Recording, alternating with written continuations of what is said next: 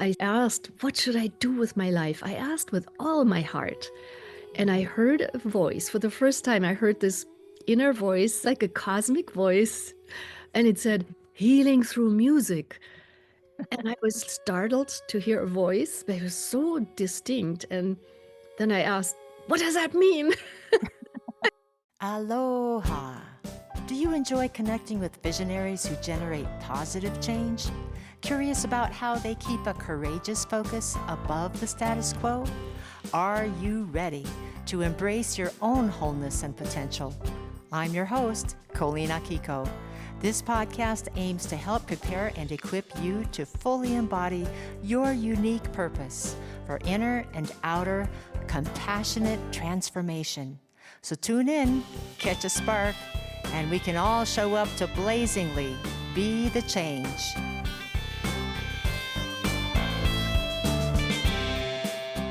I'm excited to introduce Angelika Schafer. She's a generous soul who overflows with profound wisdom and global experience as a transformational coach, healing practitioner, teacher, singer-songwriter, retreat leader, and more.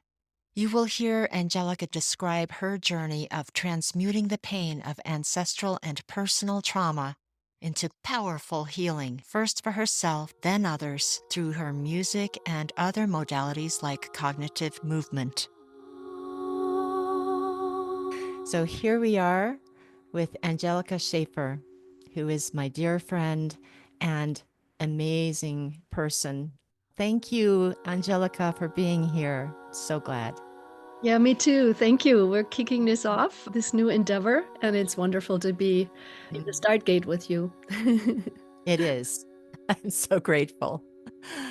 Yes, Angelika and I go way, way back, and I want to just provide a short background in that you have stepped forward from your own pain and trauma into a world of healing that includes music, writing, artistic expression, speaking, teaching, and various healing modalities for which you have kicked the tires hard. I'm getting goosebumps as you say that. It's true. Well, this is my experience of you. Yeah. And I think I met you in a feature newspaper article before I met you in person. The article was about your healing music and being a musician and a person who was in music in various ways most of my life. I was immediately intrigued by you on the printed page because I had actually not at that point, this is going back, I don't know, 15 years, something like that. I had not to that point considered how broadly and deeply music could be used. And of course, I was just coming in at that time to a greater awareness of frequency and resonance. So I read of stories of people who had actually experienced not only emotional healing, but physical healing. It planted some seeds. And then, of course, after that, I think I met you in person at a gathering where you were one of 3 oneness blessing givers. We went into a deep meditation together, and I was blessed. It did serve to clear a lot of confusion and blockages out of my life. Of course, I had to do my own work. I had to show up and be quiet. But I noticed in the quietness that things were a little different. And that's going back again, quite a number of years. And I did not realize at that time that you and my husband, Chris, were dear friends. And so we went on from there. And the more I learn of you and the more I know you, I am so grateful for your transparency. And I'm amazed at your adventurous spirit and how that is continuing to unfold. Yes, it even surprises me constantly. Yes. So I grew up in Germany, and it was 8 years after the war had ended, World War II. My parents went through the war. My dad fought as a soldier in Russia. My mom was a child when the city was heavily bombed.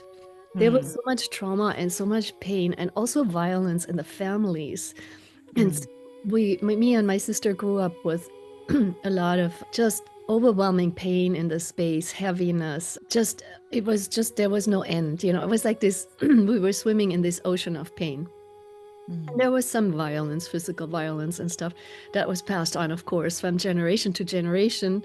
And so there was a lot of trauma. And I remember being very unhappy and I always wanted to get off this planet. I just felt like that I couldn't handle this world.